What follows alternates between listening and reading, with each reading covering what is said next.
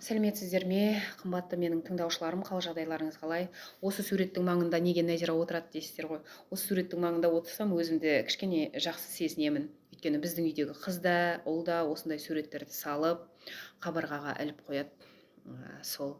Ал енді мен бүгін не айтуға шықтым, қандай оймен бөлісуге шықтым. Қазіргі трендтағы сөздердің бірі, мынау жоғары жақтағы жиеліктегі информацияларды ұстай аламын, жоғары жақтан мәліметтер ұстай аламын дейтін қыз жігіттеріміз қазір біздің көптеп кездеседі. Оны енді біз жоққа шығара алмаймыз, өйткені біздің ата тегімізде бар дүние.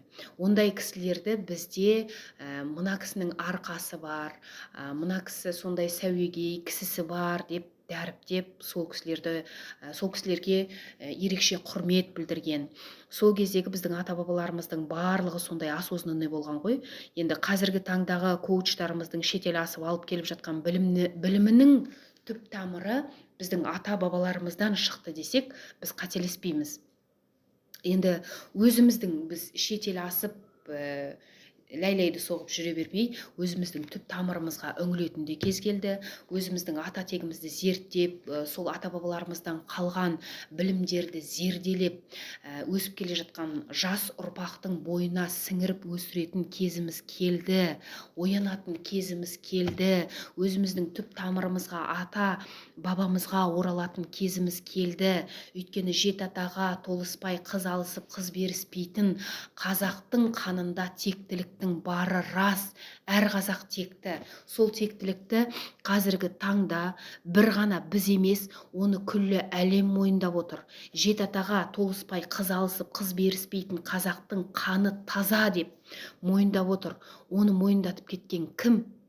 Сіз бен мен емес, оны мойындатып кеткен біздің ата-бабаларымыз.